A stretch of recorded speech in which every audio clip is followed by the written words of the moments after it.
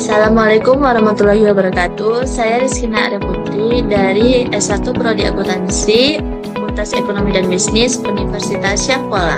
Di sini saya akan mempresentasikan hasil dari makalah yang telah saya buat dari mata kuliah Auditing 2, yaitu membahas tentang siklus audit penggajian dan personalia. Adapun yang pertama daftar isi, di sini saya membahas tentang pendahuluan, pembahasan, kesimpulan.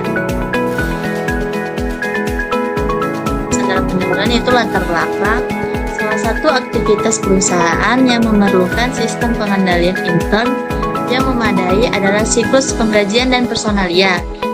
Penggajian dilakukan perusahaan sebagai balas jasa kepada para pegawai atau pekerja yang telah bekerja untuk perusahaan. Audit siklus penggajian membantu memastikan bahwa sistem pengendalian internal tersebut berjalan dengan efektif, efisien, dan sesuai dengan prinsip tata kelola yang baik atau good governance.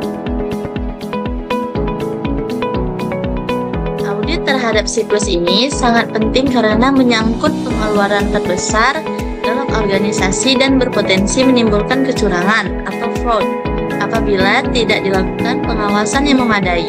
Seperti dalam siklus penjualan dan penagihan, audit atas siklus penggajian dan personalia juga mencakup pemahaman tentang pengendalian internal, penilaian risiko pengendalian, pengujian pengendalian, dan pengujian substansi atas transaksi, prosedur analisis, serta pengujian atas kajian saldo. Adapun rumusan masalahnya, yang pertama, apa yang dimaksud dengan siklus audit penggajian dan personalia? Yang kedua, bagaimana tahapan dalam audit siklus penggajian dan personalia? Yang ketiga, risiko apa saja yang dapat muncul dalam siklus penggajian dan personalia? Yang keempat, bagaimana pengendalian internal dapat mendukung efektivitas audit penggajian? Yang kelima, bagaimana penerapan audit berbasis teknologi dalam sistem penggajian modern? Bab 2 bahasannya di sini akan membahas tentang pengertian audit siklus penggajian dan personalia. Yang kedua, tahapan siklus audit penggajian dan personalia. Yang ketiga, risiko dalam siklus penggajian dan personalia. Yang keempat, peran pengendalian internal dalam mendukung efektivitas audit penggajian. Dan yang kelima, implikasi audit penggajian dan personalia terhadap peningkatan kinerja organisasi.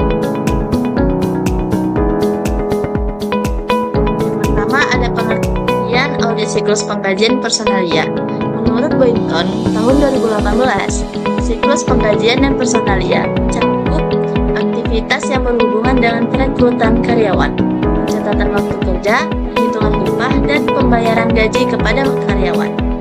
Audit terhadap siklus ini bertujuan untuk memastikan keandalan sistem pembayaran, mencegah penyimpangan, serta menjamin kepatuhan terhadap peraturan perundangan ketenagakerjaan.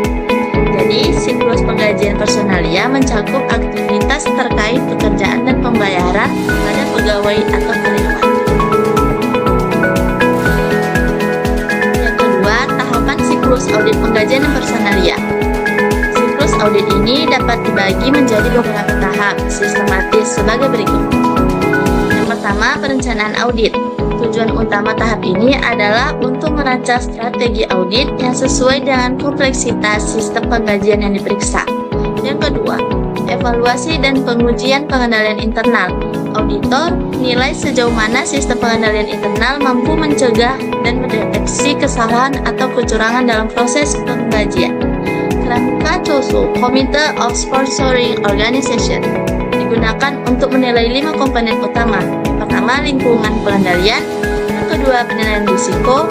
Yang ketiga, aktivitas pengendalian. Dan keempat, informasi dan komunikasi. Yang kelima, kegiatan pemantauan.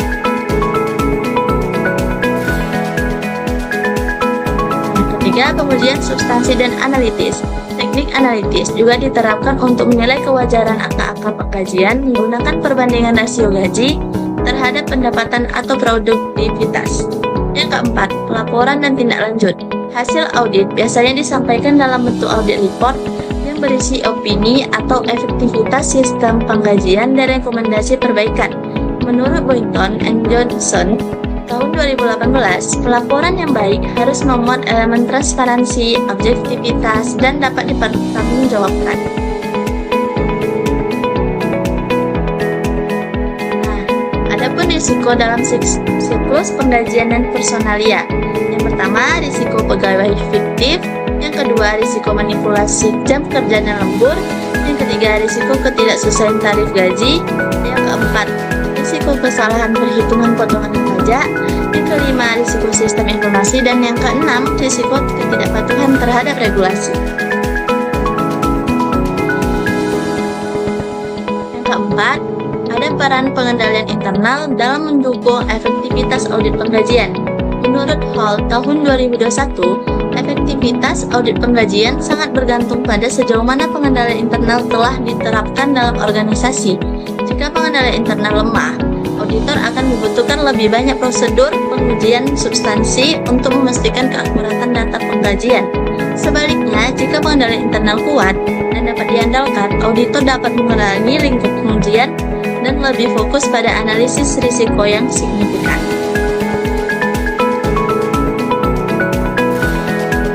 Yang kelima, implikasi audit penggajian dan personalia terhadap peningkatan kinerja organisasi. Audit penggajian dan personalia memiliki implikasi yang luas terhadap peningkatan kinerja organisasi, baik dari aspek finansial, operasional, maupun manajerial. Audit ini tidak hanya menilai kepatuhan dan keakuratan penggajian, tetapi juga berkontribusi terhadap efisiensi biaya, peningkatan moral karyawan, dan penguatan tata kelola organisasi atau good governance. Dari perspektif tata kelola, audit penggajian mendukung implementasi good corporate governance melalui prinsip transparansi, akuntabilitas, dan tanggung jawab. Hasil audit menjadi dasar pengambilan keputusan yang lebih akurat, mengurangi konflik kepentingan, serta meningkatkan akuntabilitas manajemen terhadap pemangku kepentingan. Terakhir, kesimpulannya dapat disimpulkan bahwa audit penggajian dan personalia memiliki posisi strategis dalam menjamin efektivitas pengelolaan sumber daya manusia dan keandalan laporan keuangan organisasi.